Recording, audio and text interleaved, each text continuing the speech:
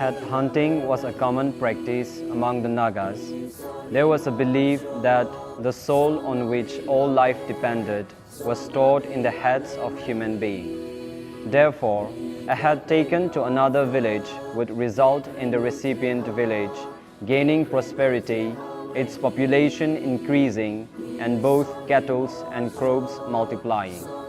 Women and children were not spared in head hunting. In fact, women's heads were considered to be prized trophies. The reason for this was because women were given the maximum protection, and taking a woman's head meant penetrating deep into the adversary's rank with all its risks. Another reason was probably the desire to reduce the enemy population by killing their women folk. Heads of children who had cut their teeth were also taken. Because of head hunting, villagers took utmost care before the women and children moved out in the morning. Surrounding areas would be combed by the young men of the village to make sure that there was no enemies waiting in ambush. Morüsa was a great warrior who lived in a village called Kidima. Kidima village is situated in the southern part of Nagaland, bordering the state of Manipur. Legend has it that a warrior of undisputed prowess was born in this village every 100 years.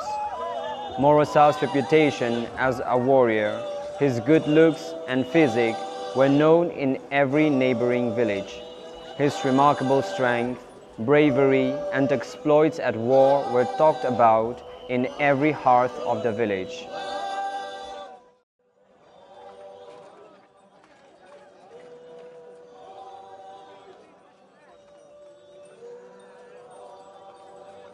Father, you're home.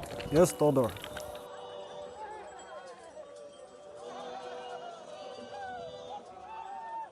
Why are people singing victory song?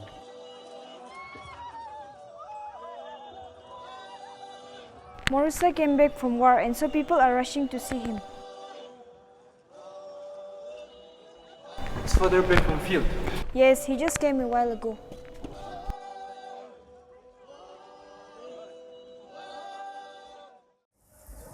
Our villagers have been successful at taking a head and are singing victory songs. About 1,000 soldiers came across Sofra village. Their army seems to be healthy and their skin looked red in color. As they were marching forward, our warriors were spying on them and were planning to attack. But since the soldiers were huge in numbers, they hesitated to do so.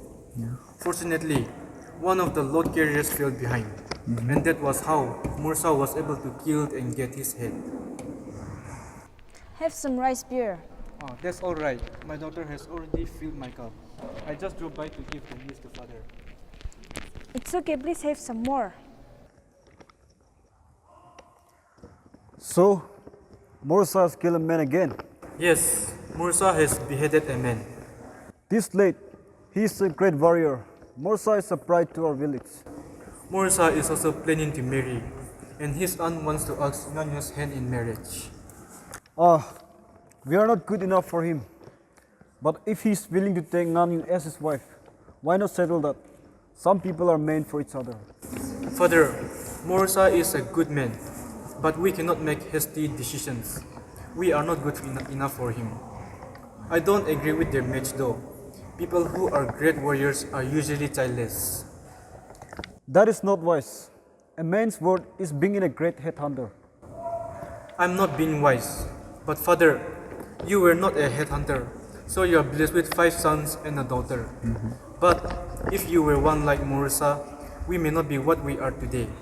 And besides, the men folks are having a discussion this evening for tomorrow's expedition.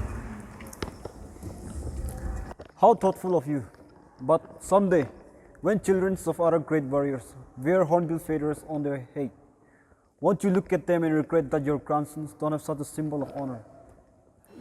During the times when head hunting was a common practice, the hornbill feather was worn only by those who have earned honor in war. I am not bothered whether our children are left undecorated. As long as we live a humble life, we will live a prosperous life. But Father, you are a grown-up now, and you still lack such understanding. Vama, one from our own village, though once a great warrior, died without any offsprings, and begged his last begging for alms. That moral is enough to make us realize that glory in headhunting is not to be coveted. Also Telie, though once decorated with feathers of honors, was childless, and when he and his wife grew old, they lived a miserable life. In all village, all great warriors and headhunters, though they earn honor and fame, in later years of their life are left with no one to take care of them. Morüsa is still a bachelor. He is a great warrior. I cannot deny that. But Father, I rather not let my sister be betrothed to him and suffer ill fate. Brother, have you and father gone mad? Why are you both arguing over such a silly matter? What if the neighbors overhear your conversation? And why would Morüsa be interested in someone like me? I am not angry, but if a great warrior like Morüsa, who is a pride to our village, is disrespected, who is worth respecting then? Okay, if Nganyo is not happy with our conversation, we will not be arguing over such matters. But I was not disrespecting Morüsa in any way. I was only wishing for Sister Nganyo to not suffer such ill fate. Here, have some more rice beer. And instead of arguing with an old man, why don't you go out instead and listen to the menfolk's discussion? That night, the whole of Kidima village had a meeting and a big feast. Folk songs were sung and folk dances were performed. The village elders discussed how the enemies were in the region. The village elders carefully discussed the strategies on how to combat the enemies and to win over them.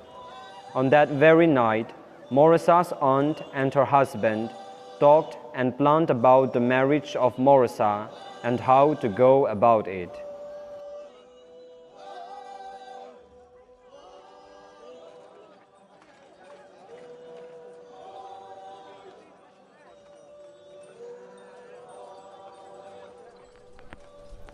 Listen, everyone! Please take your seats. Listen, everyone here. Attention, my children! Listen carefully and do not panic to what I am about to tell you. It is a matter of great concern, as our enemies have entered our land. This has never happened before. Therefore, we should also warn our neighboring villages to be vigilant. It will. Prepare yourself to go and alert the neighboring villages. Then, Father-in-law, which villages are we supposed to reach out to? Kizorukro, Kuza, and Viswe. And you should also go to Kipru village. And when you reach to our neighboring villages, you should tell them to warn their neighboring villages likewise.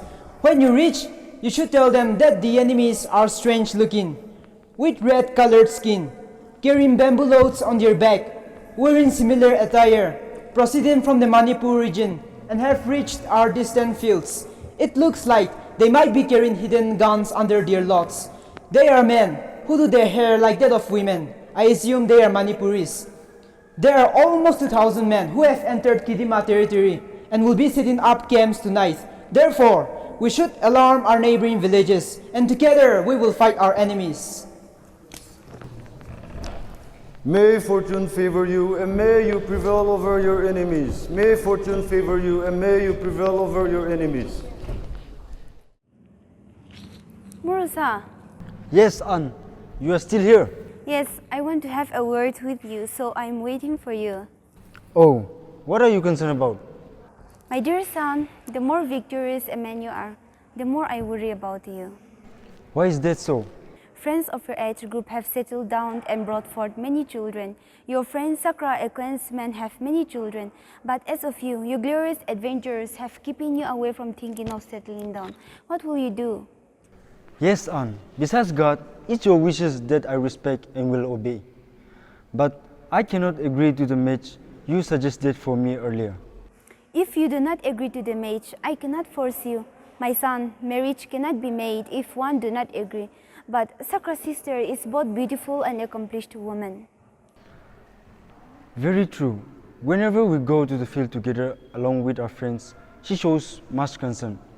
But as I have mentioned before, Sakra is one of my friends, but we have very different outlooks. And I am afraid the marriage proposal with Sakra's sister will not be made. Some complications are bound to arise while arranging a marriage. Anne, but what if you go and propose to the lady and it does not work out and she refuses? It will be like breaking my home. I'm not convinced. If you are so determined about it, then what can we do?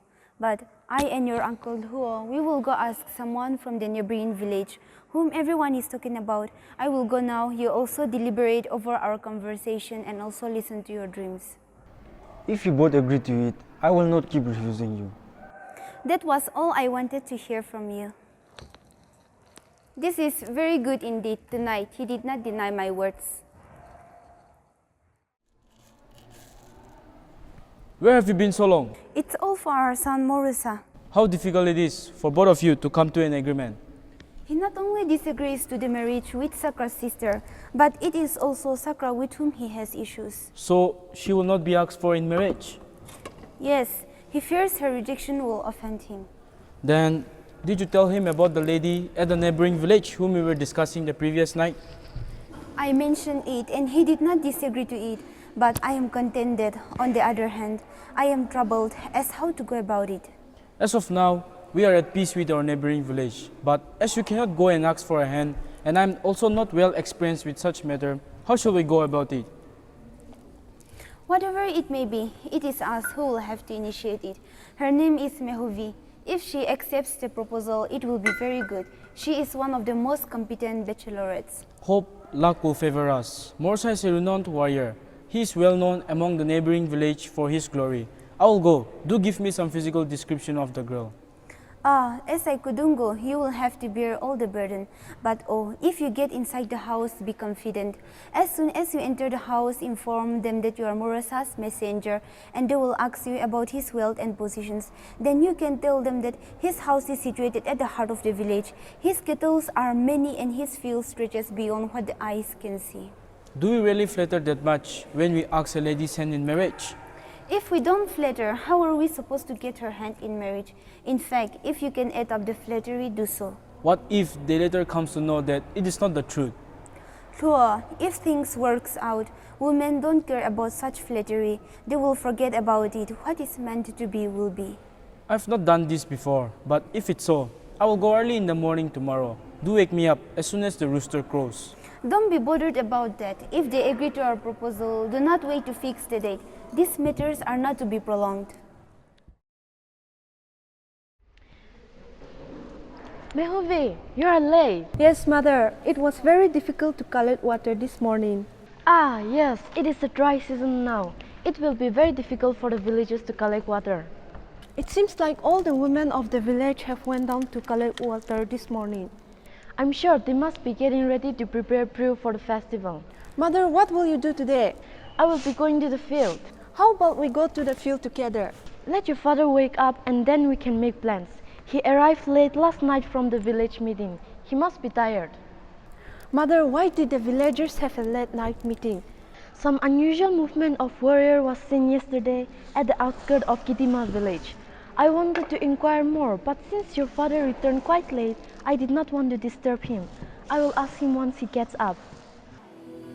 When Vifé, the father, woke up, Mother asked him if it was safe for them to go to the fields. But Vifé warned them against the idea, saying that there have been talks about strange warriors lurking around the outskirts of Kidima village. The men have been cautioned to keep a lookout, and women were told not to go to the fields. Father, Mother, I just remembered the dream I got last night, in which I was at Morüsa's place. I saw the people were feasting outside the house, and a grey-haired, well-built man, who was supposedly Morüsa, approached me and gave me a plate of rice. After a while, he offered me a rice beer and asked me for his hornbill feather. Everyone stared at us and I felt really embarrassed. I believe it is not a bad sign that someone gives you brew and rice. I hope not. Mother, I'll go and fetch another pile of water. I remember her telling me that she dreamed of Morüsa some days ago. My child, I wonder if this dream means good or bad. If it's meant to be good, then it will be very good. But if it's bad, it might signify something really painful. Let this not mean evil for my child. Father, we have a visitor. Oh, who could that be? Hoi. Oh, please come in. What brings you here? Do take a seat.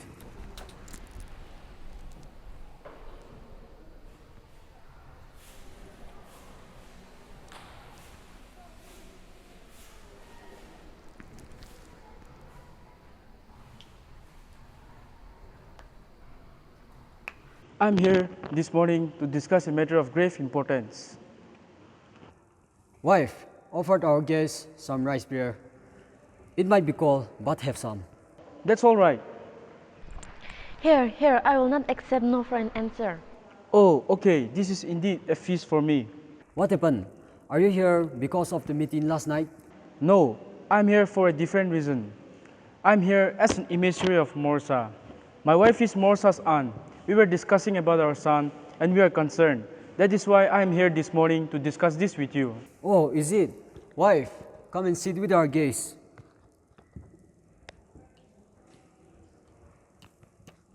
I'm here for Morüsa. He's someone whose fame and reputation is widely known.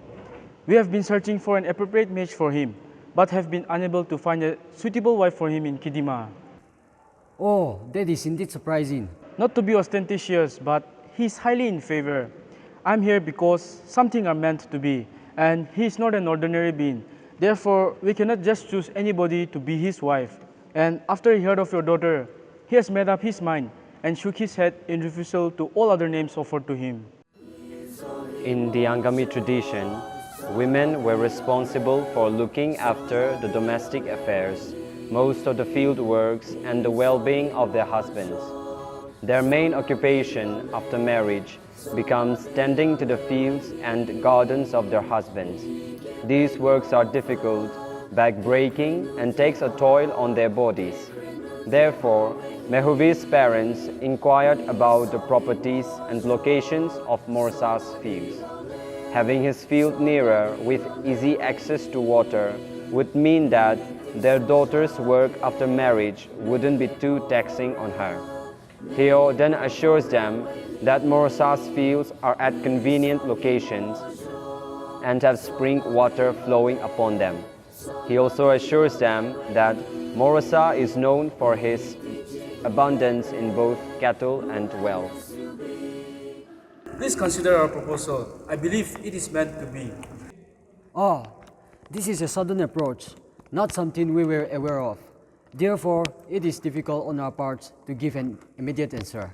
I understand both of you have loved her like a son, but it is not good to prolong such decisions. Therefore, it will be better if a date can be finalized. What if they have a change of heart after the date have been fixed because it was set too far away? Then all my efforts will be in vain.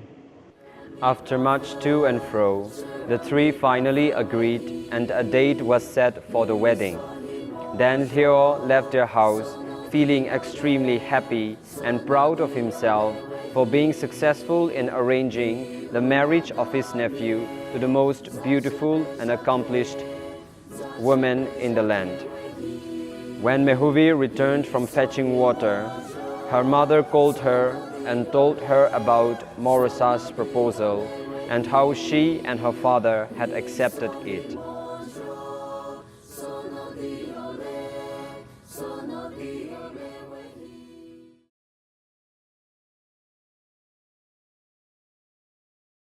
Morüsa, Yes, uncle. I've had a long journey, but I'm happy to say that I was successful in my undertaking. Oh, is it? Do tell us the detail. My journey ended at their place at sunrise. They were not very welcoming at first as I was a stranger to them. However, they became polite after I mentioned that I was relative of Morüsa. It is not possible to narrate whole of our conversation, but I did my best to convince them to agree to the match. Did you fix a date? Yes, 9 days from today. I told you that it is not good to prolong it. Why did you fix the date so far away? Aunt, Mehoviü is from which village? There is no need to ask everything. You can ask when she comes. Don't worry about anything. Everything done by your parents' will be a blessing to you. Hey, Morüsa, Yes, do come in. I hope I have not disturbed your conversation. No, not at all. In fact, we have to go now. Please do take a seat. Your meeting looks a little suspicious. Is something going on?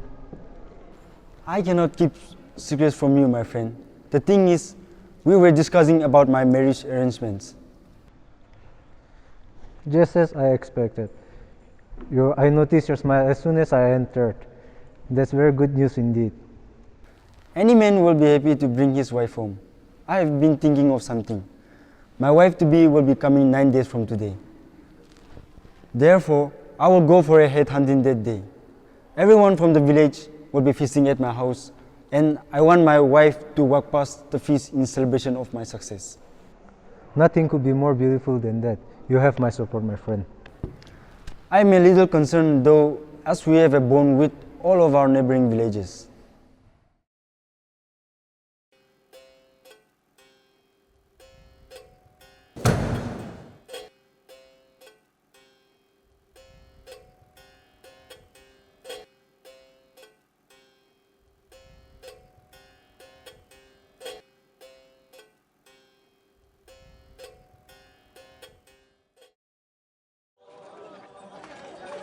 The place is at Morüsa's house in Kidima village, where his wedding feast was held. The villagers have gathered to wait for Morüsa's wife to arrive. The grand feast was best coupled by food and drinks, with singing of folk songs and performing of folk dances.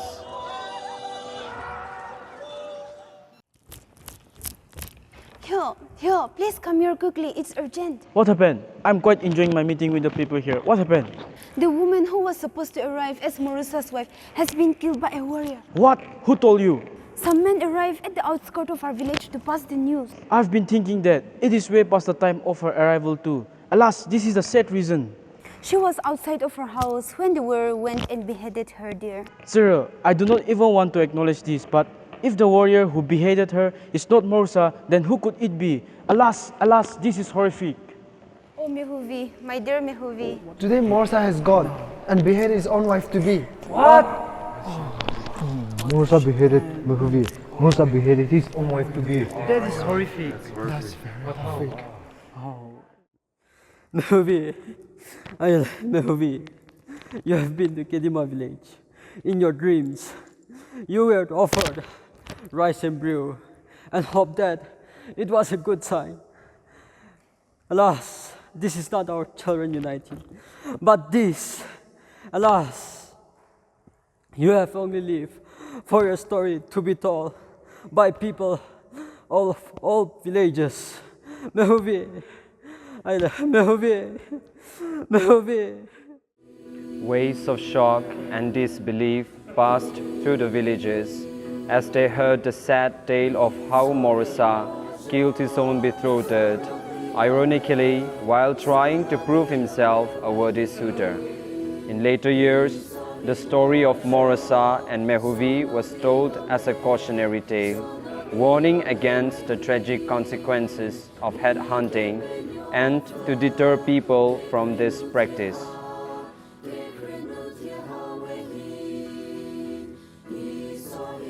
Morüsa, played by Chipazu, and Mehoviü, played by Muyola.